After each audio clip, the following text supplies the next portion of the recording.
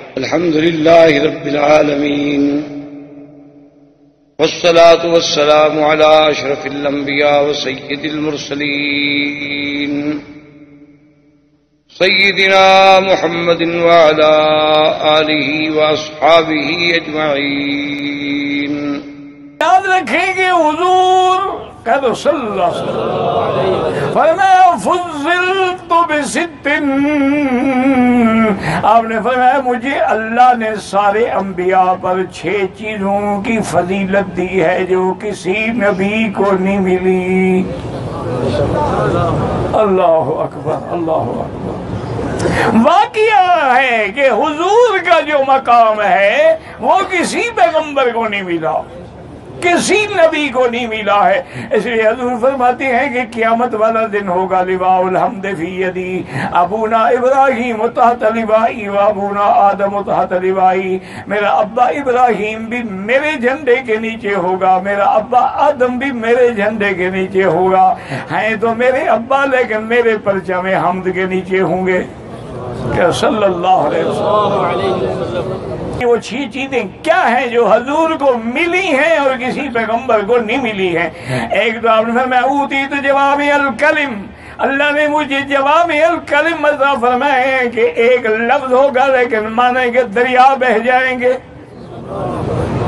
اور دوسرا حضور پاک صلی اللہ علیہ وسلم نے فرمایا نصرت بالرعب، اللہ پاک نے مجھے میری شان بنائی ہے کہ میں اگر دشمن کے خلاف جہاد کے لیے جاؤں تو ابھی 1 مہینے کا سفر ہوتا ہے اور میرا رعب دشمن کے دل کے اندر اللہ ڈال دیتے ہیں.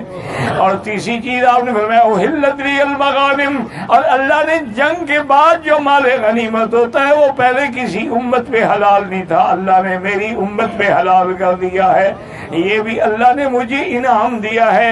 اور میں جعلت لی الارض طہورا ومسجدا، اور اللہ نے مجھے یہ بھی انعام دیا ہے کہ پہلے لوگ جو تھے ان کی نمازیں مسجد کے بغیر نہیں ہوتی تھی، اللہ نے ساری زمین کو میری امت کے لیے مسجد بھی بنا دیا ہے اور پاک بھی بنا دیا ہے کہ جہاں بھی کھڑے ہو کے نماز پڑھ لیں، جہاں بھی کھڑے ہو کے تیمم کر لیں، نماز ادا ہو جائے گی.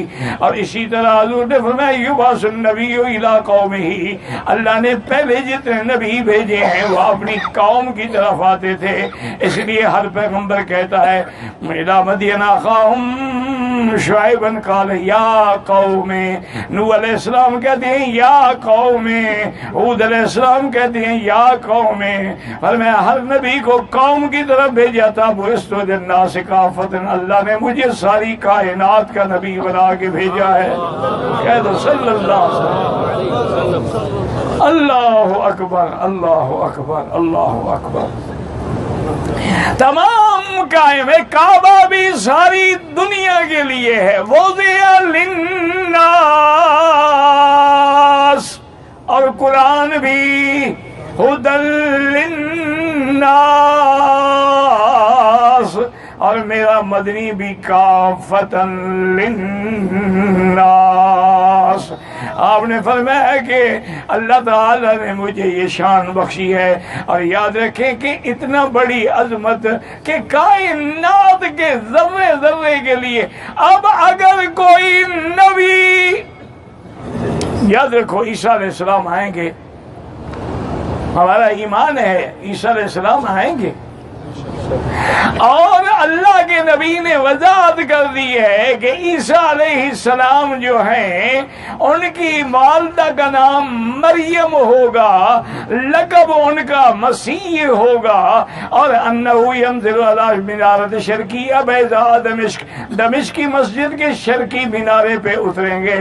اور یہ بھی بتلا دیا کہ آپ 2 زرد چادریں پہنے ہوئے ہوں گے اور 2 فرشتوں کے کندھوں پہ ہاتھ رکھے ہوئے ہوں گے. نماز کھڑی ہو چکی ہوگی، تکبیر ہو گئی ہوگی، مہدی مصلی پہ کھڑے ہوں گے.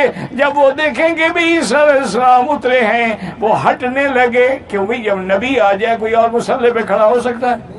ہاں جی بھئی نبی کے حکم سے تو ہو سکتا ہے جیسے ابو بکر کھڑے ہوئے، ورنہ کوئی نبی کے مصلی پہ کھڑا. تمہارا مولوی کتنا بہادر ہے کہ میلاد پہ حضور کو بلا لیتا ہے، مصلی پہ بھی خود کھڑا ہے. نہیں یہ سمجھ نہیں آئے گی، سمجھ آئیے سمجھ بھئی جب حضور آ گئے تم کون لگتے ہو مصلی پہ کھڑے ہونے والے؟ تم کون لگتے ہو اس جلوس کی قیادت کرنے والے؟ جب حضور آ گئے بات ختم ہو گئی۔ اس لیے حضرت مہدی ہٹیں گے لیکن عیسیٰ علیہ السلام اس لیے کھڑے رہو۔ حضرت عیسیٰ مہدی نماز پڑھیں گے، عیسیٰ علیہ السلام پیچھے نماز پڑھیں گے اور فرمائیں گے میں حضور کا امتی بن کے آیا ہوں، نبی بن کے نہیں آیا۔ آئیں گے لیکن حضور کی اتباع کریں گے۔ آپ نے فرمایا 40 سال وہ رہیں گے، حکماً عدلاً انصاف کرنے والے ہوں گے۔ آپ نے فرمایا یکسر الصلیب کہ صلیب کی قوت کو توڑنے والے ہوں گے، اور آپ نے فرمایا یقتل الدجال، دجال کو بھی آپ قتل کریں گے، اور فرمایا یضع الجزیۃ، جزیہ بھی ختم کر دیں گے، یا اسلام یا تلوار، یملأ الارض عدلاً وقسطاً، پوری زمین عدل انصاف سے بھر دیں گے۔ اور حضور نے یہ بھی فرمایا کہ پھر وہ شادی کریں گے، کیونکہ آسمانوں پر اٹھائے جانے سے پہلے عیسیٰ علیہ السلام نے شادی نہیں کی تھی، تو اس سنت پر بھی عمل کریں گے، شادی کریں گے۔ اور اس کے بعد فرمایا کہ اس کے بعد جب ان کی موت آئی یدفن فی روضۃ النبی المصطفیٰ، فرمایا وہ پھر میرے روضے میں دفن ہوں گے۔ اور پھر وضاحت بھی کر دی ہاکذا نبعث یوم القیامت، ہم اس طرح قیامت کے دن اٹھیں گے، ایک طرف درمیان میں میں ہوں گا، ایک طرف حضرت عیسیٰ ہوں گے، ایک طرف ابو بکر عمر ہوں گے رضی اللہ۔ اللہ اکبر۔ فرمایا ثم آتی علی البقیع الغرقد، پھر میں مدینے کی قبرستان پہ آؤں گا، وہ بھی کھڑے ہو جائیں گے۔